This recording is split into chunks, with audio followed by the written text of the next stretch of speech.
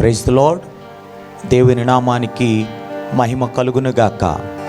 ప్రియ Bethesda దేవుని సమాజముల సంగమా, కుటుంబమా, ఆయా ప్రాంతాల్లో ఉండి దేవుని యొక్క సన్నిధానములో ఈ కార్యక్రమాలను క్రమం తప్పకుండా చూస్తున్నటువంటి ప్రియ దేవుని బిడ్డలారా, మీ అందరికీ ప్రభువైన యేసుక్రీస్తు నామములో శుభాభివందనములు తెలియజేస్తూ ఉన్నాను. అందరూ బాగున్నారా? మీ క్షేమం కొరకు మేము ప్రత్యేకముగా ప్రార్థిస్తూ ఉన్నాం. ప్రియ దేవుని సంగమా, ఈ దినము ఫాస్టింగ్ ప్రేయర్ని ప్రారంభించుకుందామా? సమయమైంది. అందరూ సిద్ధపడి ఉన్నారా? ఈ యొక్క ఫాస్టింగ్ ప్రేయర్ని ప్రార్థనతో ప్రారంభించుకుందాం. అందరూ కూడా తల్ల వంచి కళ్ళు మూసుకున్నట్లయితే ప్రార్థన చేసుకుని ఈ యొక్క ఫాస్టింగ్ ప్రేయర్ని ప్రారంభించుకుందాం. ప్రేమ కలిగిన మా తండ్రి యేసయ్యా, నీ పరిశుద్ధ నామానికి స్తోత్రాలు, వందనాలు చెల్లిస్తూ ఉన్నాం. బెతెస్దా సంఘముగా మేమందరమును చేరి నీ సన్నిధానములో నైనా ప్రార్థించటానికి నువ్వు మాకు కృప చూపించి మమ్మల్ని అందరిని ఇలాగన సమకూర్చినందులకై నీకు ప్రత్యేకమైన వందనాలు, స్తోత్రాలు చెల్లిస్తూ ఉన్నాం. ప్రారంభము నుండి చివరి వరకు నీవు అధ్యక్షుడిగా ఉండి నడిపించండి దేవా. ఈ దినము నా తండ్రి పాడుచున్న పాటలోనూ, ప్రార్థించే అంశాలలోనూ, వినబోచున్న వాక్యములోనూ నీ సన్నిధిని మాకు తోడుగా ఉండ దయచేసి నడిపించి బలపరచమని నీ సన్నిధిలో వేడుకుంటూ ఉన్నాం. కృప చూపి నడిపించండి ప్రభువా. ఇదిగో తండ్రి, ఈ దినము నా ప్రభువా, నా తండ్రి ఇక్కడ నిలబడిన మమ్మల్ని అందరినీ నీ స్వాధీనంలో నువ్వు తీసుకునండి. వీడియో రికార్డ్ చేస్తున్న బిడ్డలను, నా తండ్రి సౌండ్ సిస్టమ్ ఆపరేట్ చేస్తున్న బిడ్డలను నీ స్వాధీనమందు ఉంచుకునండి ప్రభువా. ఈ యొక్క ఫాస్టింగ్ ప్రేయర్ ద్వారా మా సంఘ విశ్వాసులు, అలాగే ఈ కార్యక్రమాన్ని చూస్తున్న అనేకులు దీవించబడినట్లు, ఆశీర్వదించబడినట్లు సహాయం చేయండి. మమ్మల్ని అందరినీ నీ స్వాధీనంలో ఉంచుకుని నడిపించుకునమని నీ నామానికి స్తుతులు, స్తోత్రాలు చెల్లిస్తూ యేసుక్రీస్తు నామమున ప్రార్థించి వేడుకుంటున్నాము తండ్రి. Amen, amen. Praise the Lord. Hallelujah. ప్రియ దేవుని బిడ్డలారా, ఈ సమయంలో ఒక ప్రత్యేకమైన పాట పాడుచు ప్రభు నామాన్ని గణపరుచుకుందాం. నీ ఉంటే నాకు చాలు యేసయ్యా, నీ వెంటే నేను ఉంటాను యేసయ్యా అనే పాటను పాడుతూ ప్రభువుని స్తుతించుకుందాం, గణపరుచుకుందాం.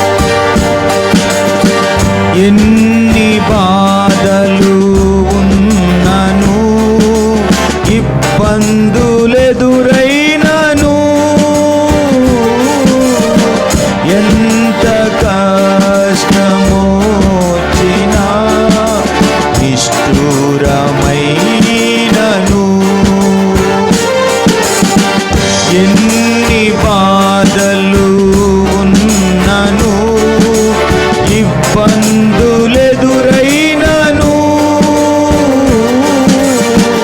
ఎంత కష్టమొచ్చిన నిష్ఠూరమైనను,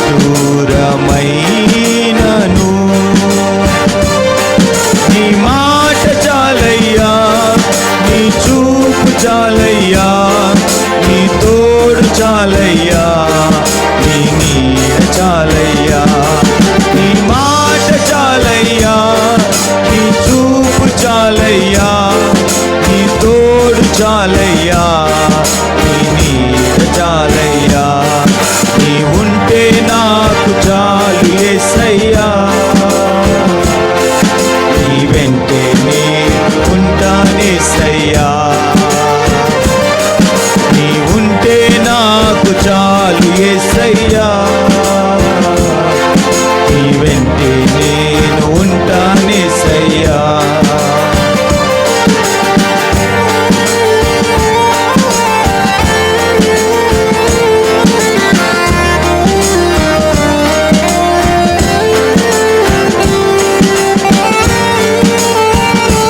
హల్లెలూయా.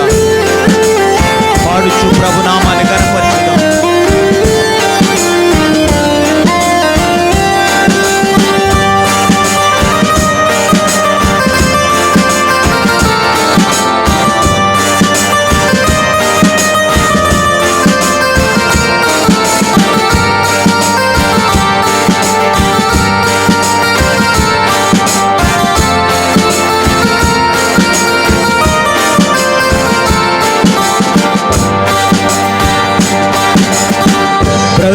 బ్రతుకునావా పగిలినా, కడలి పాలైనను,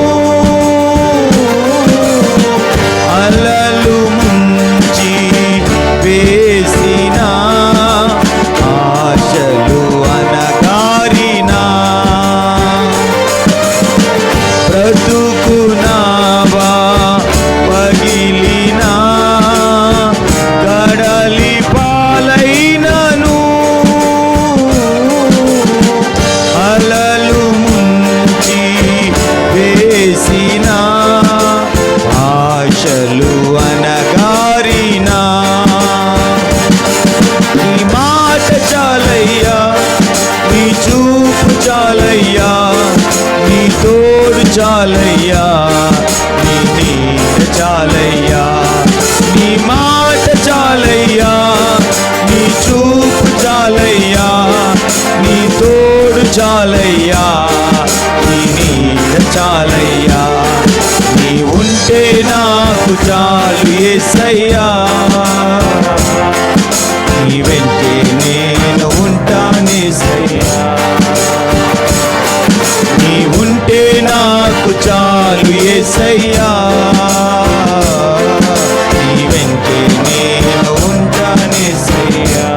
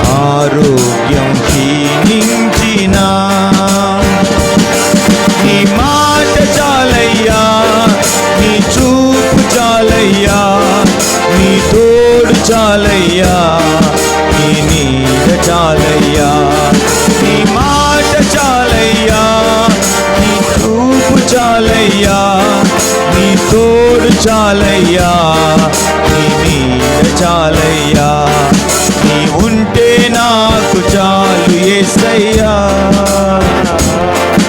నీ వెంటే నేను ఉంటానేసయ్యా, నీ ఉంటే నాకు చాలు యేసయ్యా, నీ వెంటే నేను ఉంటానేసయ్యా.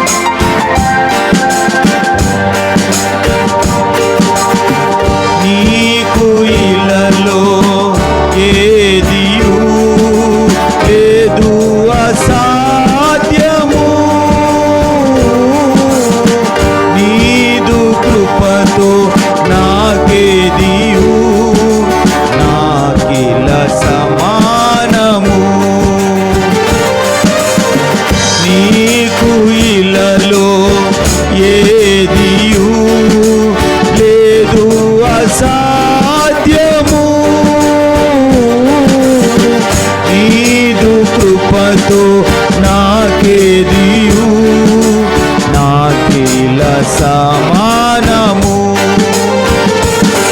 నీ మాట చాలయ్యా, నీ చూపు చాలయ్యా, నీ తోడు చాలయ్యా, నీ నీడ చాలయ్యా, నీ మాట చాలయ్యా, నీ చూపు చాలయ్యా, నీ తోడు చాలయ్యా, నీ నీడ చాలయ్యా, నీ ఉంటే నాకు చాలు యేసయ్యా, నీ వెంటే నేను ఉంటానేసయ్యా, నీ ఉంటే నాకు చాలు యేసయ్యా, నీ వెంటే నేను ఉంటానేసయ్యా, నీ మాట చాలయ్యా, నీ చూపు చాలయ్యా, నీ తోడు చాలయ్యా, నీ నీడ చాలయ్యా, నీ మాట చాలయ్యా, నీ చూపు చాలయ్యా, నీ తోడు చాలయ్యా, నీ నీడ చాలయ్యా. హల్లెలూయా. దేవుని నామానికి మహిమ కలుగును గాక. ఆయన మాట ఉంటే చాలు, ఆయన చూపు ఉంటే చాలు, ఆయన తోడు ఉంటే చాలు, ఆయన నీడ ఉంటే చాలు. ఆయన ఉంటే మనకు చాలు. ఎన్ని సమస్యలైనా ఎదుర్కోగలం, ఎంత కష్టం వచ్చినా నిలబడగలం.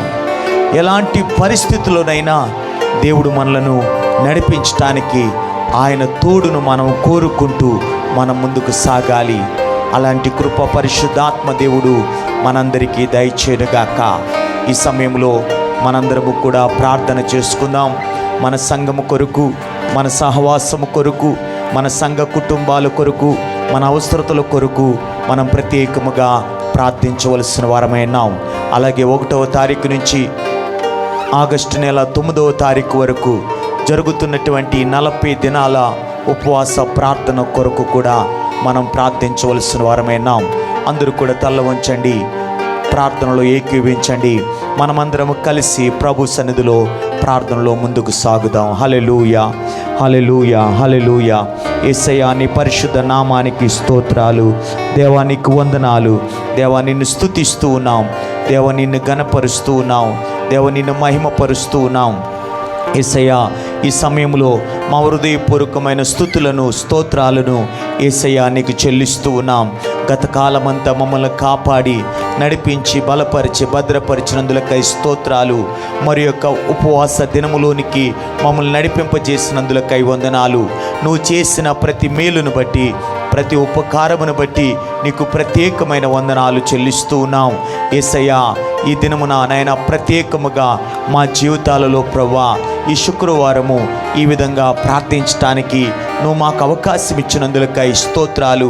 దేవ, ఈ ప్రార్థనలో ఎన్ని కుటుంబాలైతే ఏకీభవిస్తూ నైనా ప్రార్థనలో ఉన్నాయో ఆ కుటుంబాలన్నిటిపైన నీ పరలోకపు దీవెనలను విడుదల చేయండి ప్రభువా. సంఘ క్షేమము కొరకు, పట్టణ క్షేమము కొరకు, దేశ క్షేమము కొరకు నైనా, సహవాస క్షేమము కొరకు నైనా మేమందరము కలిసి ప్రార్థిస్తూ ఉండగా నీ కార్యాలు మా జీవితాలలో విడుదల చేయండి ప్రభువా. నీకు స్తోత్రాలు, నీకు వందనాలు చెల్లిస్తూ ఉన్నాం. ప్రియ పరిశుద్ధాత్మదేవా, నీ కృపలో మమ్మల్ని జ్ఞాపకము చేసుకునండి, మమ్మల్ని బలపరచండి, మమ్మల్ని స్థిరపరచండి ప్రభువా. నీకు స్తోత్రాలు దేవా. ఇదిగో తండ్రి, మా సంఘం అంతటి కొరకు మేము ప్రార్థిస్తూ ఉన్నాం. మా సంఘములో ఉన్న ప్రతి కుటుంబాన్ని పేరు పేరున దీవించండి ప్రభువా, ఆశీర్వదించండి. వారి అవసరతలను, వారి అక్కరలను నువ్వు తీర్చండి ప్రభువా. వారికి ఉన్న ఆర్థికపరమైన ఇబ్బందులన్నిటినీ మీరు తొలగించండి ప్రభువా. వారు ఎక్కడెక్కడైతే వ్యాపారాలు చేస్తూ ఉన్నారో వారి వ్యాపారాల్లో తోడుగా ఉండండి. వారు ఎక్కడెక్కడైతే పనులు చేస్తూ ఉన్నారో అయినా, ప్రైవేట్ ఉద్యోగాలు చేస్తూ ఉన్నారు, గవర్నమెంట్ ఉద్యోగాలు చేస్తూ ఉన్నారు, వారందరినీ దయతో జ్ఞాపకం చేసుకునండి ప్రభువా. నీకు స్తోత్రాలు. ప్రతి ఒక్కొక్క కుటుంబాన్ని పేరు పేరున దీవించమని, ఆశీర్వదించమని ప్రార్థిస్తూ ఉన్నాం. చాలామంది నా ప్రభువా ఆర్థికపరమైన అప్పుల్లో ఉంటూ ఉన్నారు. అప్పు బాధ నుంచి నేను వారిని విడిపించండి ప్రభువా. ఈ కష్టకాలములో వారి అప్పులను తొలగించండి ప్రభువా. వారికి మేలైన కార్యాలు, అద్భుతమైన కార్యాలు నువ్వు జరిగించండి ప్రభువా. నీకు స్తోత్రాలు. సొంత స్థలాలు లేని వారి కొరకు, సొంత గృహాలు లేని వారి కొరకు మేము ప్రార్థిస్తూ ఉన్నాం ప్రభువా. వారికి సొంత స్థలాలను, సొంత గృహాలను ప్రతి ఒక్కొక్కరికి దయచేయమని నీ సన్నిధిలో మేము ప్రార్థిస్తూ ఉన్నాము. నీకు స్తోత్రాలు. గొప్ప కార్యాలు, ఆశ్చర్యమైన కార్యాలు వారి కుటుంబాల్లో జరిగించండి ప్రభువా. నీకు స్తోత్రాలు. అలాగే నా తండ్రి, సంతానం లేని వారి కొరకు ప్రార్థిస్తూ ఉన్నాం. వారికి సంతాన భాగ్యమును దయచేయి ప్రభువా.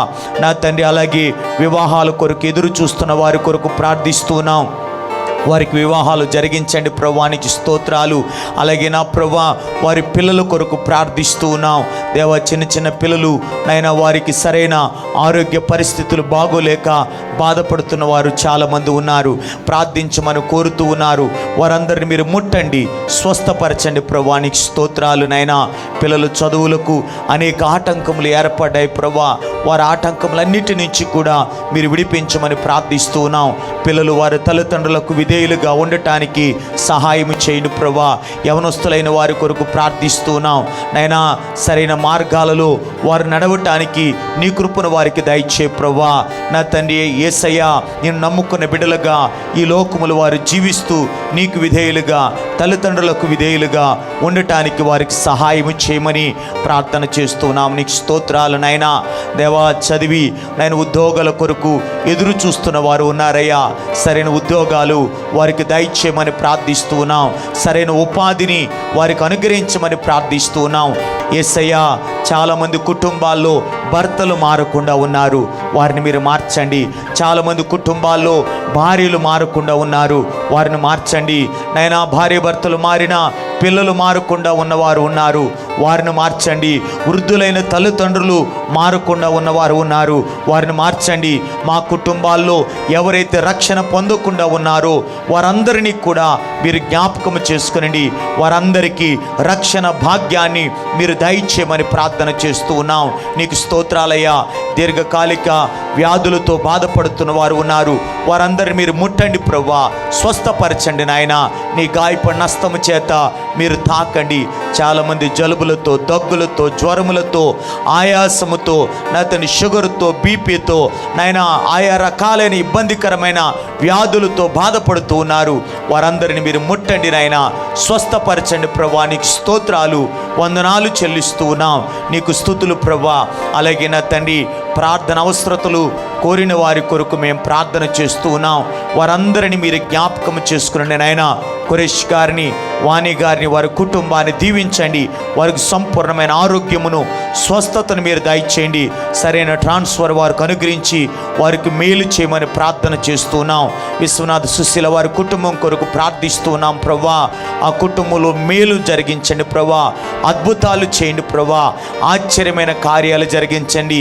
దగ్గరలో వారికి ట్రాన్స్ఫర్ అనుగ్రహించమని మేము ప్రార్థన చేస్తూ ఉన్నాం ప్రభా. నీకు స్తోత్రాలు. సువర్ణమ్మ గారి కుటుంబం కొరకు ప్రార్థిస్తూ ఉన్నాం. వారికి ఉన్నటువంటి ఇబ్బందికరమైన ప్రతి పరిస్థితులను తొలగించి ఆ కుటుంబానికి మేలు చేయమని నేను ప్రార్థన చేస్తూ ఉన్నాను నాయన. జాన్ మమతల కుటుంబం కొరకు ప్రార్థిస్తూ ఉన్నాం. వారి కుటుంబంలో అద్భుతం జరిగించి ఆశ్చర్యమైన కార్యాన్ని జరిగించి మేలు చేయండి ప్రభా. బాబు మాణిక్యమ్మ గారి కుటుంబం కొరకు ప్రార్థిస్తూ ఉన్నాం. యేసయ్య ఆ కుటుంబంలో అద్భుతాన్ని జరిగించండి, ఆశ్చర్యమైన కార్యాన్ని జరిగించండి ప్రభా.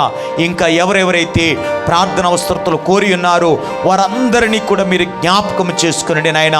ప్రతి ఒక్కొక్కరిని మీరు ముట్టండి, స్వస్థపరచండి ప్రభా. నీకు స్తోత్రాలు దేవా. కరోనా వైరస్తో నా తండ్రి మా యొక్క పట్టణము, మా యొక్క అనంతపురం జిల్లా నైనా, మా యొక్క తెలుగు రాష్ట్రాలు, మా ఆంధ్రప్రదేశ్ రాష్ట్రము, మా యొక్క భారతదేశము ఎంతో ఇబ్బందికరమైన పరిస్థితులు ఉన్నదయ్యా. దేవానికి స్తోత్రాలు.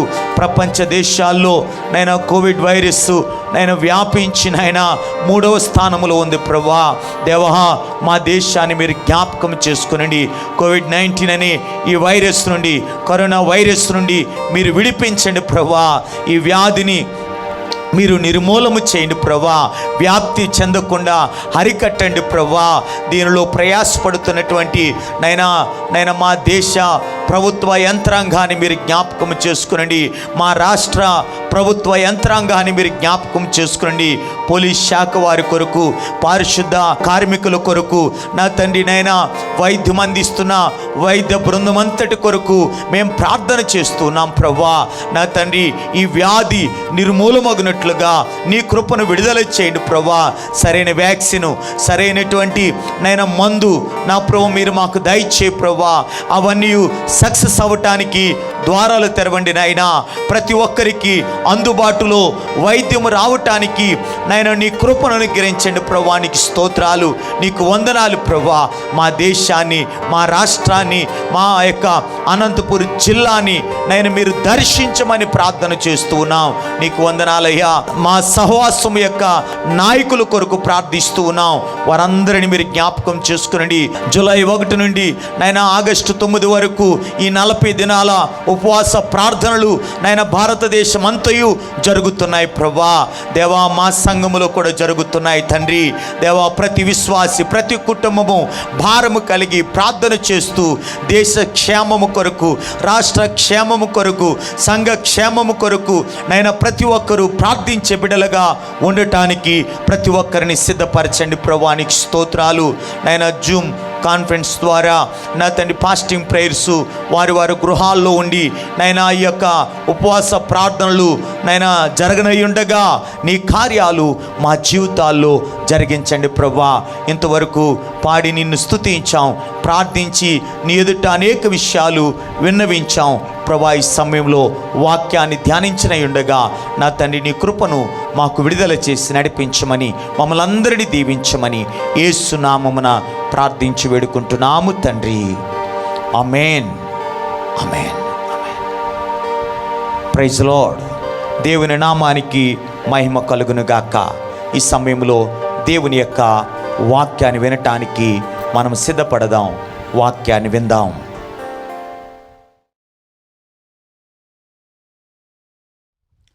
Praise Lord. దేవుని నామానికి మహిమ కలుగును గాక. దేవుని యొక్క వాక్యాన్ని మనం వినటానికి సిద్ధపడదాం. గత కొన్ని వారాలుగా యేసు యొక్క దైవత్వాన్ని, కనికరమును మనము కలిగి ఉండాలి అని దేవుని యొక్క వాక్యాన్ని మనం ధ్యానించుకుంటున్నాం. యాకోబు పత్రిక 2వ అధ్యాయము 1వ వచనము నుండి 13 వచనాల వరకు ఆ విషయాన్ని మనము ధ్యానిస్తూ ఉన్నాం. మనమందరము కూడా దేవుని యొక్క దైవ గుణాన్ని, దైవ లక్షణాన్ని కలిగి ఉండాలి, కలిగి జీవించాలి.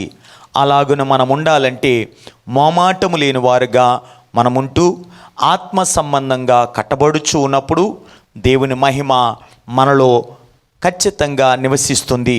తద్వారా మనమందరము కూడా దేవుని దైవిక లక్షణాన్ని కలిగి ఈ లోకములో మనము జీవించిన వారం అవుతాం. ప్రియమైన దేవుని బిడ్డలారా, అంత మాత్రమే కాకుండా మనము కనికరమును కూడా కలిగి ఉండాలి. కనికరము కలిగి ఉండాలి. ఎలాంటి భేదము లేకుండా మనము ఈ లోకములో జీవించాలి. మరి గొప్పవాడని, చిన్నవాడని, ధనవంతుడని, పేదవాడని అలాంటి భేదము లేకుండా మనం ముందుకు వెళ్ళాలి. ఎందుకంటే పేతురు అంటున్నాడు కదా, దేవుడు పక్షపాతి కాడు, దేవునికి జాతి భేదము లేదు అని చాలా చక్కగా చెప్తున్నాడు. ఆ సమయంలోనే పేతురు అంటున్నాడు, యేసుక్రీస్తు అందరికీ ప్రభువని. దేవుని నామానికి మహిమ కలుగును గాక. మరి ప్రతి ఒక్కరు కూడా మరి దేవుని యందు అతిశయించవచ్చు. మరి దీనుడు తన యొక్క ఉన్నత దశ యందు అతిశయించాలి. మరి ధనవంతుడు తన దీన స్థితి యందు అతిశయించాలి. అలాగున మనం అతిశయించాలని అన్న ఏ విధంగా ప్రార్థించిందో ఆ ప్రార్థనను కూడా మనము ధ్యానము చేసుకున్నాం. వాస్తవ జీవితం కొరకు మనం పునాది వేసుకున్న వారి వలె మనం ముందుకు వెళ్ళాలి. గనుక గొప్పవారు, పేదవారు అనే భేదము లేకుండా, యూదులు అన్యులు అనే భేదము లేకుండా మధ్య ఉన్న గోడను దేవుడు పడగొట్టి తన కనికరమును మన ఎడల వెల్లడిపరిచాడు. అందును బట్టి మనము దేవునికి మహిమ చెల్లించవలసిన వారమై ఉంటున్నాం. హల్లెలూయా. ఈ సమయంలో మనం ఇంకా కొంచెం వాక్యాన్ని ఇంకా లోతుగా ధ్యానించటానికి మనం ముందుకు వెళదాం. ప్రియమైన దేవుని బిడ్డలారా, దేవుని యొక్క వాక్యములో ఇంకా కొంచెము లోతుగా మనం ధ్యానించుదాం. దేవుని యొక్క వాక్యాన్ని మనం చదువుకుందాం. యాకోబు పత్రిక 2వ అధ్యాయము 8, 9, 10, 11 వచనాలు.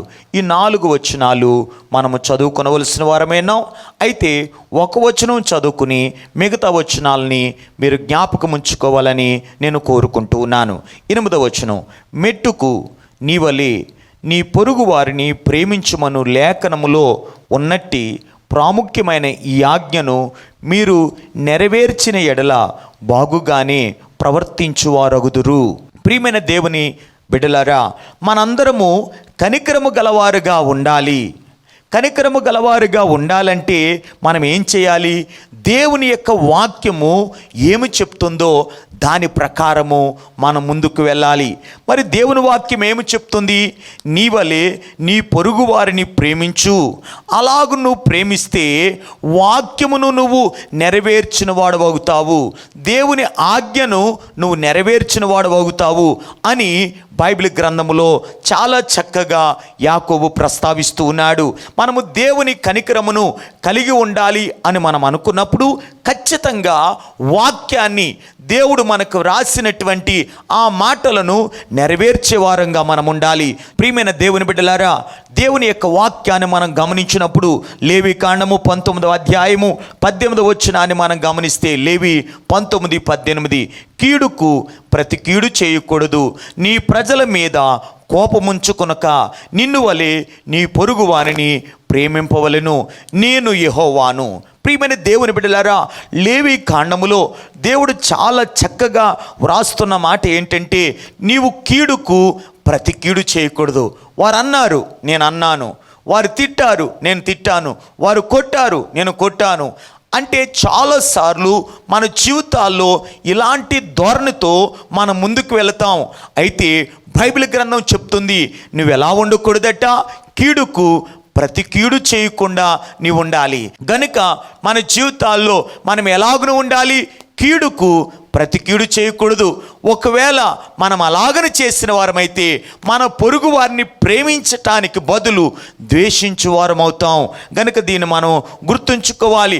ఇంకా అంటున్నాడు, నీ ప్రజల మీద నువ్వు కోపపడకూడదు. వారి మీద కోపంతో మండిపడకూడదు. మరి ఎలా ఉండాలట?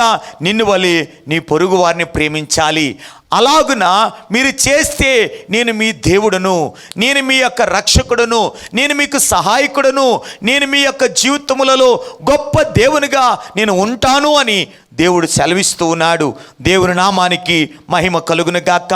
గనుక ప్రియులారా, మనలో దేవుని కనికరము ఉండాలి అని అంటే మనమందరము కూడా మన పొరుగువాని పట్ల ప్రేమ కలిగి జీవించాలి. దేవుని యొక్క వాక్య భాగములో మనం గమనించినప్పుడు మన పొరుగువారు ఎవరు అనే విషయాన్ని యేసయ్య చాలా తేటగా మనకి తెలియజేస్తూ ఉన్నాడు. ఆ విషయాన్ని మనం గమనించినప్పుడు లూకా సువార్త 10వ అధ్యాయము 25వ వచనం నుండి 37వ వచనం వరకు ఆ మాటలు చక్కగా వ్రాయబడ్డాయి. యేసయ్య దగ్గరికి ఒక ధర్మశాస్త్రోపదేశకుడు వచ్చాడు. ఆయన వచ్చి యేసయ్య దగ్గర మాట్లాడుతూ ఉన్నాడు. ఏమని? నిత్య రాజ్యానికి వెళ్ళాలంటే, పరలోక రాజ్యానికి వెళ్ళాలంటే నేనేం చేయాలి అని యేసయ్యను అడుగుతూ ఉన్నాడు. యేసయ్య అన్నాడు, ఆ మాత్రం నీకు తెలియదా? ధర్మశాస్త్రములో ఏమి రాయబడి ఉన్నదో నీకు తెలియదా అని యేసయ్య అన్నాడు. అప్పుడు ఆ వ్యక్తి అంటున్నాడు, అయ్యా నాకు తెలుసు. మరి దేవుడైన యెహోవాను ఎలా ప్రేమించాలో, ఎలా ఆరాధించాలో ఆయన అక్కడ చాలా చక్కగా చెప్తున్నాడు. నీ దేవుడైన ప్రభువును నీ పూర్ణ హృదయముతో, నీ పూర్ణ మనస్సుతో, నీ పూర్ణ శక్తితో, నీ పూర్ణ వివేకముతో ప్రేమించాలి. అంత మాత్రమే కాదు, నిన్ను వలె నీ పొరుగు వారిని ప్రేమించాలని వ్రాయబడి ఉన్నదని ఆ ధర్మశాస్త్రోపదేశకుడు యేసయ్యతో చెప్పాడు. మరి యేసయ్య ఏమన్నాడు? 28వ వచనం, అందుకాయన నీవు సరిగా ఉత్తరం ఇచ్చితివి, అలాగున చేయమని అతనితో చెప్పాడు. నువ్వు సరిగా ఉత్తరం ఇచ్చావు, అలాగను చెయ్యి, అప్పుడు నువ్వు పరలోక రాజ్యములో జీవిస్తావన్నాడు. అయితే ఈ ధర్మశాస్త్ర ఉపదేశకుడు ఏమంటున్నాడో తెలుసా? అసలు నా పొరుగువాడు ఎవడు? అసలు నా పొరుగువాడు ఎవడు? అతడు ఆ మాట అడిగే ముందు అతని హృదయంలో ఏముందో తెలుసా? 29వ వచనంలో, అయితే తాను నీతిమంతుడైనట్టు కనపరుచుకొన గోరి. అంటే దేవుని ఎదుట అతడు నీతిమంతుడిగా అగపరుచుకోవాలని, కనపరుచుకోవాలని అతడు ఒక ప్రయత్నము చేస్తూ ఉన్నాడు. యేసయ్య అన్నాడు, యెరూషలేము నుండి యెరికోకు ఒక వ్యక్తి వెళుతూ ఉన్నాడు. ఆ వ్యక్తి దారిలో దొంగల చేతికి చిక్కాడు. దొంగలు ఏం చేశారు? అతను కొట్టారు, గాయపరిచారు, అతని దగ్గర ఉన్నదంతా దోచుకుని వెళ్ళిపోయారు. అతడు కొన ప్రాణములతో ఆ దారి ప్రక్కన పడి ఉన్నాడు, ఆ దారిలో పడి ఉన్నాడు. అటుగా ఒక యాజకుడు వెళ్ళాడు, చూచాడు, కానీ అతను పట్టించుకోకుండా, ఆగకుండా, అతను పరామర్శించకుండా, అతనికేమీ సేవ చేయకుండా వెళ్ళిపోయాడు.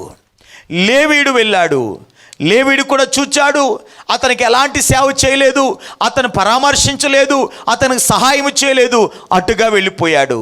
తర్వాత సమరయుడు వెళ్ళాడు, చూచాడు.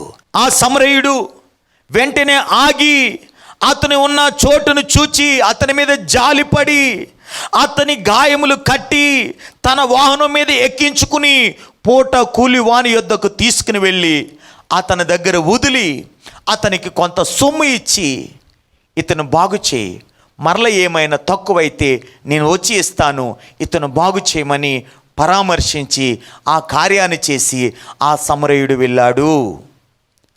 ధర్మశాస్త్రోపదేశకుడా, ఈ ముగ్గురులో ఎవరు తన పొరుగువాడు అని అన్నాడు. ఆ ధర్మశాస్త్రోపదేశకుడు అంటున్నాడు, అతని మీద జాలిపడినవాడే. 37వ వచనములో యేసయ్య అంటున్నాడు, అందుకు యేసు నువ్వు వెళ్ళి అలాగును చేయమని అతనితో చెప్పెను. ప్రియమైన దేవుని బిడ్డలారా, చాలాసార్లు వాక్యాల గురించి మాట్లాడటం కాదు, వాక్యాల గురించి చెప్పటం కాదు, బైబిల్లో ఇలా ఉంది అలా ఉంది అని చెప్పటం కాదు, నువ్వు చేసి చూపించాలి. నీ పొరుగు వారిని నేను ప్రేమిస్తున్నానని మాటలతో కాదు, క్రియలతో నువ్వు ప్రేమిస్తున్నావా లేదా దాన్ని నువ్వు కనపరచాలి. ఈ ధర్మశాస్త్రోపదేశకుడు వాక్యాలు బాగా తెలిసినవాడు, దేవుణ్ణి బాగా ప్రేమించేవాడు, కానీ పొరుగు వారిని ప్రేమించలేని బలహీనతలో, పొరుగు వారిని ప్రేమించలేని బలహీనమైన స్థితిలో ఆ వ్యక్తి జీవిస్తూ ఉన్నాడు గనుక యేసయ్య అంటున్నాడు, నువ్వు పరలోక రాజ్యములో ప్రవేశించాలి, పరలోక రాజ్యములో జీవించాలంటే నువ్వు ఖచ్చితంగా నీ పొరుగు వారిని ప్రేమించాలి. అది మాటలతో కాదు, నువ్వు చెయ్యాలి అని యేసయ్య చెప్తున్నాడు. దేవుని నామానికి మహిమ కలుగును గాక. యోహాను సువార్త 13వ అధ్యాయము 34వ వచనాన్ని మనం గమనించినప్పుడు, యోహాను సువార్త 13:34లో మనము చూస్తే అక్కడ ఉన్నటువంటి మాటను మనం గమనించినప్పుడు చాలా చక్కగా వ్రాయబడిన మాట ఏంటంటే, మీరు ఒకరినొకరు ప్రేమింపవలనని మీకు క్రొత్త ఆజ్ఞ ఇచ్చుచున్నాను, నేను మిమ్మును ప్రేమించినట్టే మీరును ఒకరినొకరు ప్రేమింపవలెను. దేవుడు మనల్ని ఎలా ప్రేమించాడు? మనం బలహీనులమైనా ప్రేమించాడు, మనము బలహీనమైన పరిస్థితిలో ఉన్నా ప్రేమించాడు, అనేక లోపాలున్నా ప్రేమించాడు, అనేకమైన విషయాల్లో దేవుణ్ణి ఇబ్బంది పెట్టి ఆయాసకరమైన పరిస్థితులు మనలో ఉన్న దేవుడు మనల్ని ప్రేమించాడు. నేను ఎలా ప్రేమించానో మీరు కూడా అలా ప్రేమించాలి, ఇది నా క్రొత్త ఆజ్ఞ అని చెప్తున్నాడు. ప్రియమైన దేవుని బిడ్డలారా, మనందరము దేవుని యొక్క వాక్యాన్ని మనం గమనించినప్పుడు 1 తెస్సలోనికయ్య 4వ అధ్యాయము 9వ వచనం మనం గమనిస్తే, 1 తెస్సలోనికయ్య 4:9లో చూస్తే, సహోదర ప్రేమను గూర్చి మీకు రాయనక్కరలేదు, మీరు ఒకరినొకడు ప్రేమించుటకు దేవుని చేతనే నేర్పబడితిరి. ప్రియులారా, మనము ఒకరితో నేర్పించబడని అవసరం లేదు, దేవుని చేతనే మనం నేర్పబడుతున్నాం. ఎందుకంటే దేవుడే నేర్పిస్తున్నాడు. నేను మిమ్మల్ని ఎలా ప్రేమించానో అలాగున మీరు ప్రేమించాలి, నేను ఎలాగున మిమ్మల్ని ప్రేమిస్తున్నానో అలాగున మీరు వారిని ప్రేమించాలి. యేసయ్య ఇలాగంటం లేదు, అతడు ఎలాగున ప్రజలను ప్రేమించాడో నువ్వు అలా ప్రేమించు, ఇతడు ఎలాగున ప్రేమించాడో అలాగున ప్రేమించని యేసయ్య ఒకరిని ఉదాహరణగా తీసుకుని చెప్పడం లేదు, తానే ఒక ఉదాహరణగా చెప్తున్నాడు, తానే ఒక మాదిరికరంగా చెప్తున్నాడు, తానే ఒక మాదిరి, నేనే ఒక మాదిరి, నేను మిమ్మల్ని ఎలా ప్రేమించానో అలాగును ప్రేమించండి అని యేసయ్యే మనకు నేర్పిస్తున్నాడు. మన పిల్లలకు మనం ఎలా నేర్పిస్తామో, పిల్లవాని చేతిలో ఒక పలక ఉంటుంది, ఒక స్లేట్ ఉంటుంది, ఆ స్లేట్ పైన వ్రాయటానికి పిల్లవాని చేతిలో ఒక బలపం ఉంటుంది.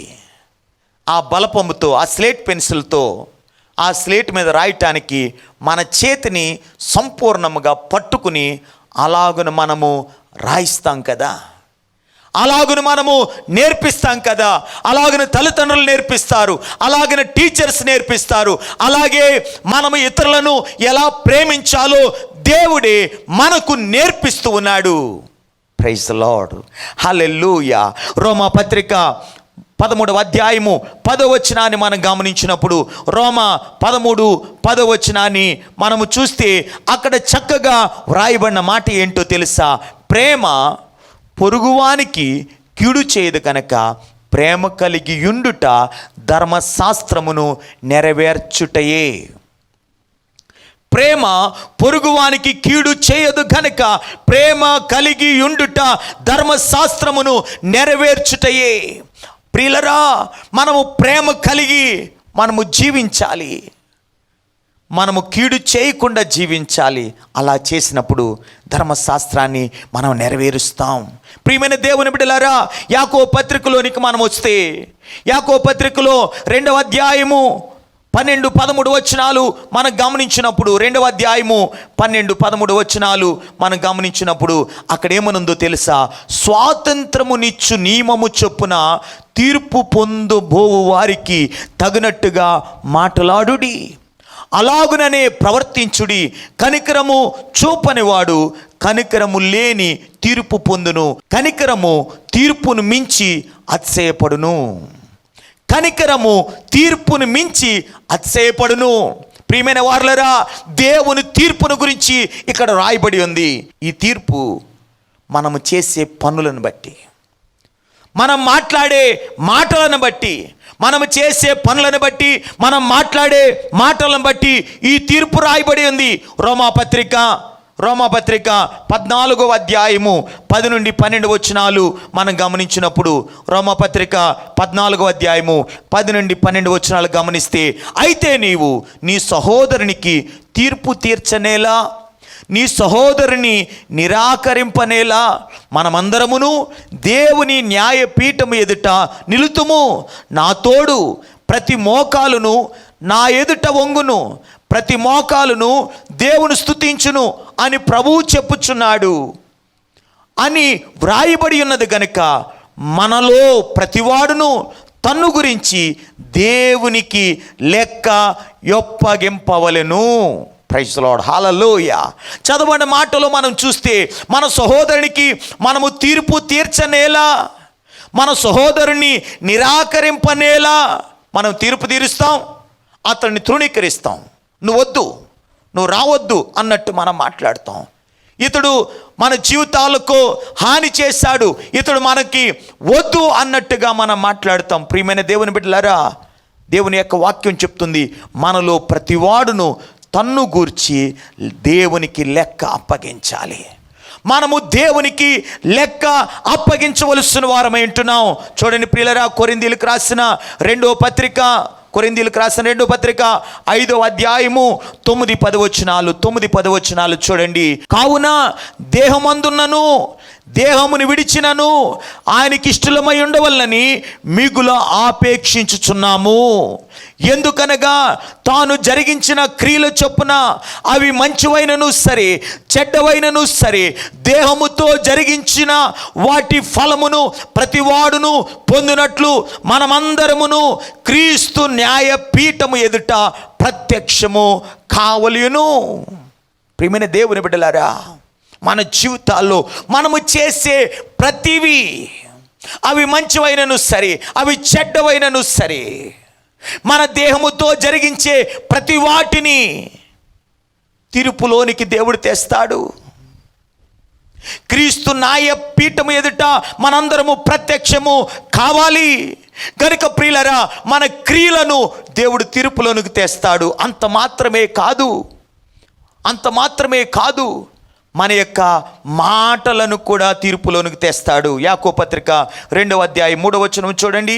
యాకోబు పత్రిక 2:3 చూడండి. మీరు ప్రశస్త వస్త్రములను ధరించుకుని వానిని చూచి సన్మానించి, నీవిక్కడ మంచి స్థలమందు కూర్చుండమని చెప్పి, ఆ దరిద్రునితో నీవిక్కడ నిలువము, లేక ఇక్కడ నా పాదపీఠమునకు దిగువను కూర్చుండమని చెప్పిన ఎడల. ప్రియులారా, క్రియలే కాదు మన మాటలను కూడా దేవుడు తీర్పు తీరుస్తాడు. చూడండి ప్రియులారా, ఈ ధనవంతునితో ఒకలేగా దరిద్రునితో ఒకలేగా, ధనవంతునితో ఒకలేక మాట్లాడుతూ దరిద్రునితో ఒకలేక మాట్లాడితే ఈ మాటలు తీర్పులోనికి వస్తాయి. మనుషులు పలుకు వ్యర్థమైన ప్రతి మాటను గూర్చి విమర్శ దినమందు లెక్క అప్పగించవలసి ఉన్నదనే సంగతిని మనం మర్చిపోకూడదు. మత్తయి సువార్త 12వ అధ్యాయము 36వ వచనాన్ని మనం గమనించినప్పుడు 36వ వచనాన్ని మనం గమనించినప్పుడు, నేను మీతో చెప్పినదేమనగా, మనుషులు పలుకు వ్యర్థమైన ప్రతి మాటను గూర్చి విమర్శ దినమున లెక్క ఒప్పజెప్పవలసి ఉండును. ప్రియులారా, మనం దేవునికి లెక్క అప్పగించాలి, మర్చిపోవద్దు. నా ప్రియ దేవుని బిడ్డలారా, మనము దేవునికి లెక్క అప్పగించాలి. ప్రతి మాటను గూర్చి విమర్శ దినమందు లెక్క అప్పగించాలి. ప్రియమైన వారులారా, దేవుని యొక్క వాక్యాన్ని మనం గమనిస్తున్నప్పుడు 2 రకాలైన ప్రవర్తనలను గూర్చి తీర్పులోనికి వస్తాదని ఇక్కడ రాయబడి ఉంది. ఏంటా మాట? యాకోబు పత్రిక 2:13 మనం చూస్తే, కనికరము చూపనివాడు కనికరము లేని తీర్పు పొందును, కనికరము చూపువాడు కనికరము గల తీర్పు పొందునని 2 విషయాలు అక్కడ ప్రస్తావించబడ్డాయి. కనికరము చూపకుండా మనముంటే కనికరము లేని తీర్పు దేవుని నుండి పొందుతాం.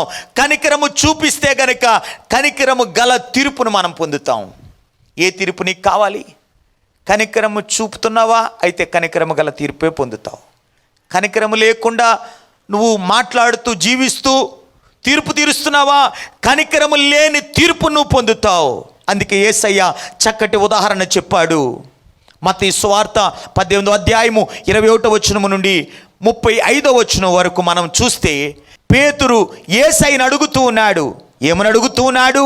యేసయ్యా, నా సహోదరుడు ఒకవేళ తప్పిదము చేస్తే ఎన్ని మార్లు నేను అతన్ని క్షమించాలి?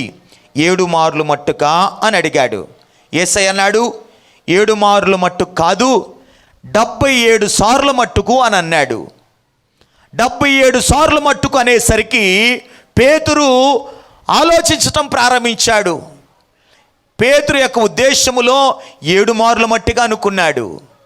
కానీ యేసయ్య ఉద్దేశములో 7 మార్లు మట్టుకు కాదు, 77 మార్ల మట్టుకు అన్నాడు. అవును ప్రియులరా, మన జీవితాల్లో మనము 77 మార్ల మట్టుకు మనము క్షమించాలి అంటే ఒక వ్యక్తిని ఎన్నిసార్లైనా మనం క్షమించవలసిందే తప్ప నేను మాత్రం ఆ వ్యక్తిని క్షమించను అనే మాట రాకూడదు. యేసయ్య దానికి ఒక ఉదాహరణ చెప్పాడు. ఒక అధికారి ఉన్నాడు, ఒక పెద్దాయన ఉన్నాడు. ఆ పెద్దాయన దగ్గర ఒక వ్యక్తి అప్పు తీసుకున్నాడు. ఎంత అప్పు తీసుకున్నాడు? 10,000 తలాంతులు అప్పు తీసుకున్నాడు.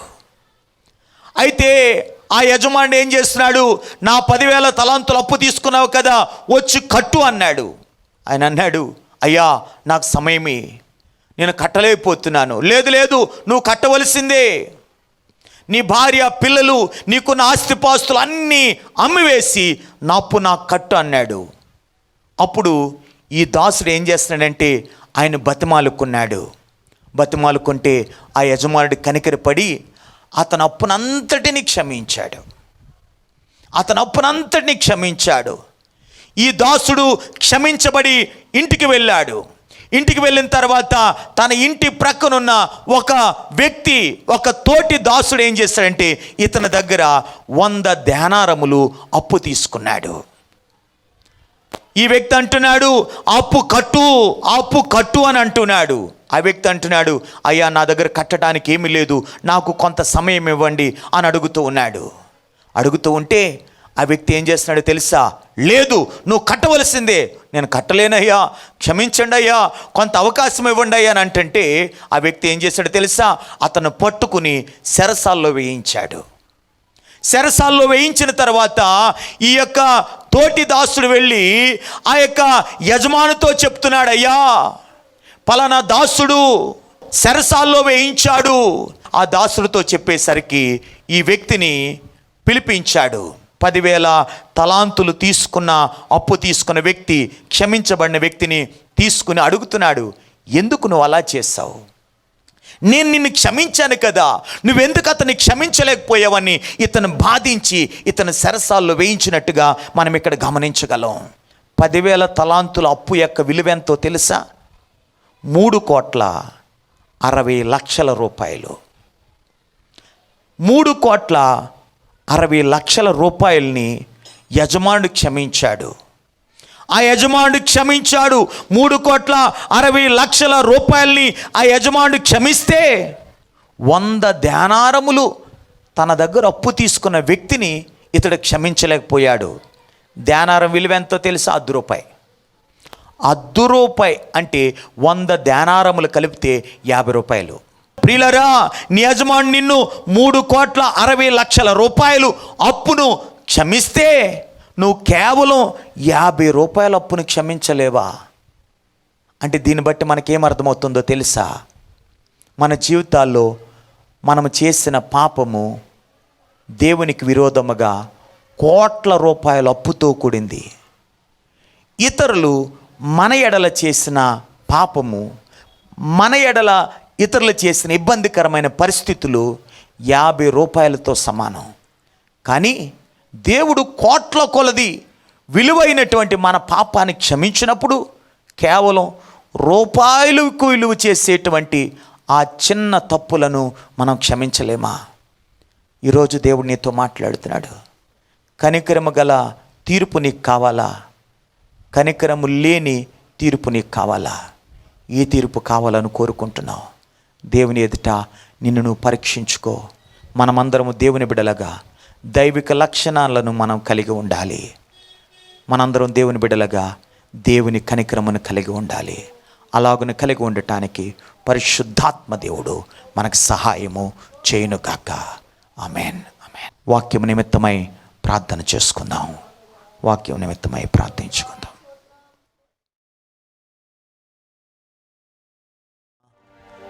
ఈ కార్యక్రమాన్ని చూస్తున్నటువంటి నా ప్రియ దేవుని బిడ్డలారా, దేవుడు మనతో మాట్లాడుతూ ఉన్నాడు.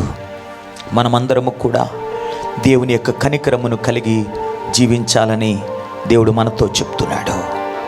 ఆయన కృప కలిగిన వాడు, కనికరము కలిగిన వాడు గనక అన్యునికి యూదునికి భేదము లేకుండా దేవుడు గొప్ప కార్యాన్ని, గొప్ప కనికరాన్ని చూపించాడు. హల్లెలూయా, హల్లెలూయా. ఆయన కనికరము కలిగిన వాడు గనక ధనవంతునికి పేదవానికి భేదము లేకుండా, అగ్ర కులము మరి తక్కువ కులం అనేటువంటి భేదము లేకుండా తన కనికరాన్ని మన పైన చూపించాడు. గనుక మనమందరము కూడా కనికరాన్ని కలిగి ఉండాలి. ఆ కనికరాన్ని కలిగి ఉండి మన పొరుగు వారిని మనం ప్రేమించాలి. మన పొరుగు వారి మీద కోపపడటం కానీ, పొరుగు వారిని తీర్పు తీర్చడం కానీ మనం చేయకూడదు ప్రియులరా. దేవుని తీర్పు ఉంది. ఈ సత్యాన్ని మనం ఎరగాలి. మనమందరము కూడా కనికరము కలిగిన తీర్పు పొందుదామా, లేదా కనికరము లేని తీర్పు పొందుదామా? దేవుని యొక్క వాక్యం చెప్తుంది, నీ జీవితంలో నీవు, నా జీవితంలో నేను, మనము కనికరము లేని తీర్పు గలవారుగా ఉందామా, కనికరము కలిగిన తీర్పు గలవారుగా మనం ఉందామా? ఒక్కసారి మనల్ని మనం గమనించుకోవాలి. ప్రియమైన దేవుని బిడ్డలారా, 35వ వచనములో మనం చూస్తూ ఉన్నాం. మత్తయి సువార్త 18వ అధ్యాయం 35వ వచనంలో మనం చూస్తూ ఉన్నాం, మీలో ప్రతివాడును తన సహోదరుని హృదయపూర్వకంగా క్షమింపని ఎడల నా పరలోకపు తండ్రియు ఆ ప్రకారమే మీ ఎడల చేయును. హల్లెలూయా. మనం క్షమించకపోతే దేవుడు మనల్ని క్షమించడు. ఆమేన్. క్షమించండి ప్రియులరా, క్షమించండి. అత్తలను క్షమించండి, మామలను క్షమించండి, భార్యలను క్షమించండి, భర్తలను క్షమించండి, పిల్లలను క్షమించండి, తండ్రులను క్షమించండి, పొరుగు వారిని క్షమించండి, అపకారము చేసిన వారిని క్షమించండి. హల్లెలూయా, హల్లెలూయా. ఓ యేసయ్యా నీకు వందనాలు. హల్లెలూయా. దేవా, కనికరము కలిగిన తీర్పును మేము కోరుకుంటున్నాం. ఈ లోకములో మేమెవ్వరిని క్షమించలేని వారముగా ఉండకుండా అందరినీ క్షమించేవారుగా మేము ఉండాలయ్యా. అలాంటి కృపను మాకు దయచేయండి. అవును తండ్రి, వారు మమ్మల్ని తిట్టారు. అవును తండ్రి, వారు మమ్మల్ని కొట్టారు. అవును తండ్రి, వారు మమ్మలను అనేక విషయాల్లో దూషించారు, అవమానపరిచారు, నడు రోడ్డు మీద ఇష్టం వచ్చినట్టు మాట్లాడారు. అలాంటి మా జీవితంలో ఉన్నాయి తండ్రి. అయినను మేము కనికరము కలిగిన తీర్పును పొందటానికి యేసయ్యా నీ కనికరాన్ని మేము అడుగుచూ ఉన్నాం. దేవ, మాలో నీ కనికరము దయచేయండి. అలాగున మేము జీవించడానికి నీ కృపను మాకు విడుదల చేయమని, మా సంఘ బిడ్డలందరినీ మీరు అలాగున సిద్ధపరచమని మమ్మలందరినీ నీ కలవరస్తాలకు సమర్పించుకుంటూ యేసు నామమున ప్రార్థించి వేడుకుంటున్నాము తండ్రి. Amen, amen, amen.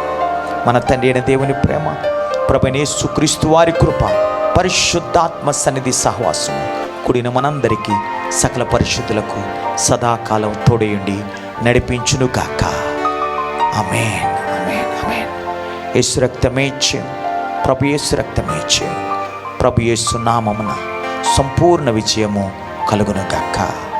Amen, amen, amen. Praise the Lord. దేవుడు మిమ్మల్ని దీవించునుగాక. ప్రియ దేవుని సంగమా, మీ అందరికీ యేసయ్య నామమున వందనాలు తెలియజేస్తున్నాను. ఇంతవరకు దేవుడు తన వాక్యము ద్వారా మనతో మాట్లాడాడు. మనమందరము కూడా దేవుని వాక్యము చేత దీవించబడ్డాం, ఆశీర్వదించబడ్డాం, దేవుని వాక్యము చేత బలపరచబడ్డాం. అందును బట్టి దేవునికి మహిమ కలుగును గాక. హల్లెలూయా.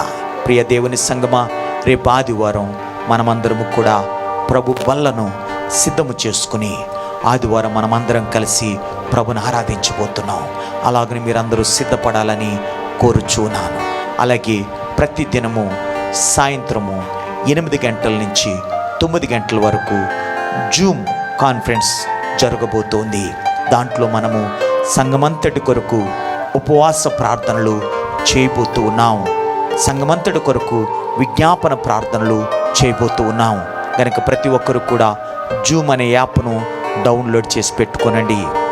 మన చర్చ్ గ్రూప్లో జూమ్ యాప్ యొక్క లింకును మీకు పంపిస్తాం. దాన్ని మీరు క్లిక్ చేసినట్లయితే మీరు జూమ్ యాప్లోకి వస్తారు. తద్వారా మనందరం కూడా ప్రార్థనలో ముందుకు సాగుదాం. అటువంటి కృప పరిశుద్ధాత్మ దేవుడు మనకు దయచేయను గాక. Thank you.